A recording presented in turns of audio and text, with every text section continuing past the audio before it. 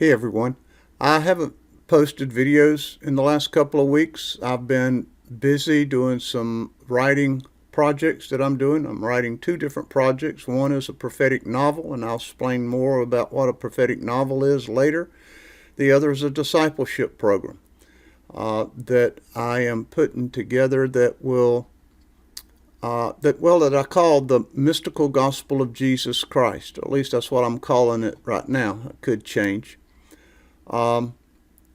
That goes into areas of the gospel of Jesus Christ that we typically don't hear preached from the pulpit. And I believe it's powerful, and I believe it's life-changing.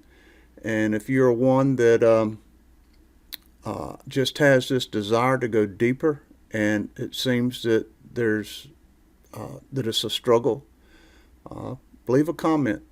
Let me know, and follow the page so that when the program is completed, I can let you know somehow. But I wanted to do this video because I felt during my prayer and worship time this morning the Lord would have me to share this with you. You see, for some years my health was getting worse and worse.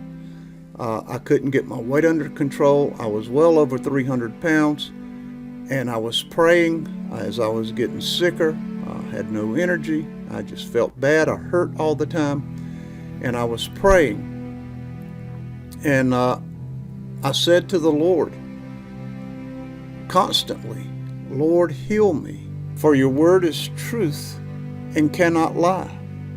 And according to your word, you forgive all my iniquities, and you heal all my diseases.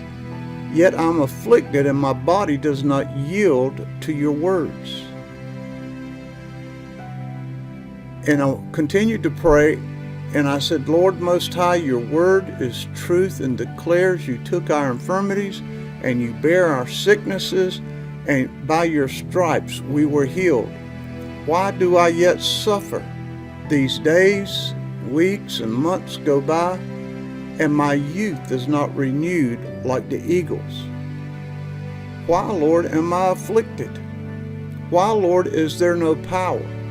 Why is your congregation filled with afflictions? Why does the darkness overtake us?" And then I heard the Lord speak. Now listen to what he said to me, because it's very important. It's like in my desperation, he heard and answered my inquiries. And he said this, "I can heal you, but you will only get sick again." Now this is the word that the Lord spoke to me, and this is his word that came to mind after he said what he said. An unclean spirit, when it goes out of a man, it goes through dry places and it finds no rest. He'll then say, "I'll return to my former house." And when he does, he finds it clean, swept, and empty. And he takes with him 6 others more wicked than himself. And the end is worse than before. And I said, "Lord, how is one who belongs to you and has your word and spirit empty? Where is that empty place?" And like a voice in the night, it just came up out of me. And I heard, this is the words that I heard. "If a man swims in a sewer for so long that he can no longer smell the sewer, is he not still in the sewer, though he drink the water and does not vomit? Is it not still filthy?"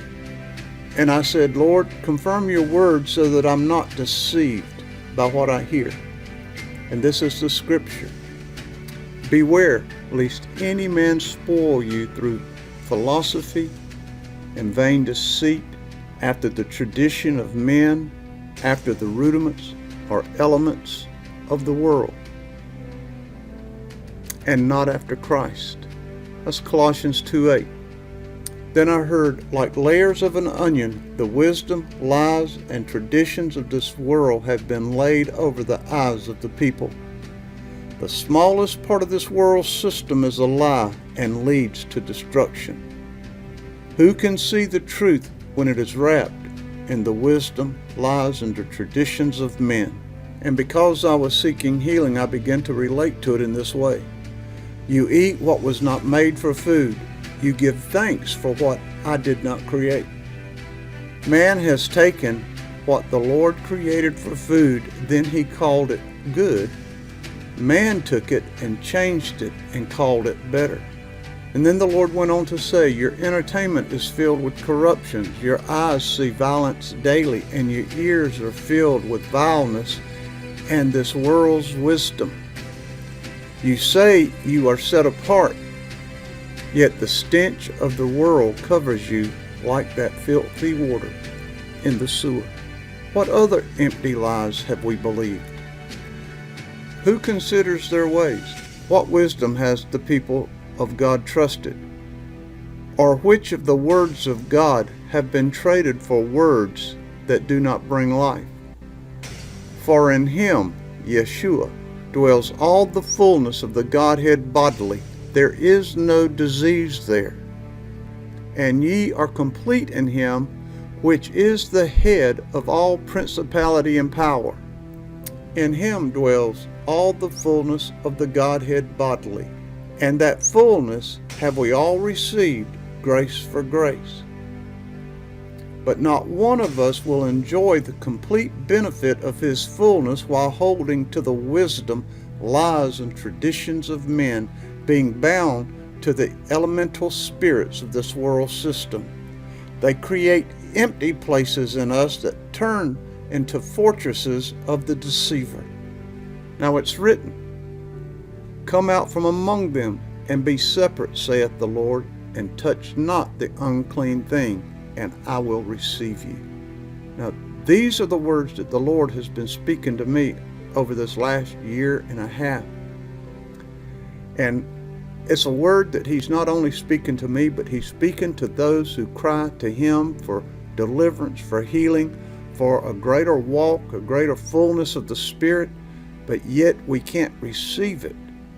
In him dwells the fullness of the Godhead bodily, and as long as we're holding on to these world systems, these lies, this wisdom, we cannot enter into that fullness and enjoy all the promises and blessings that he has given us.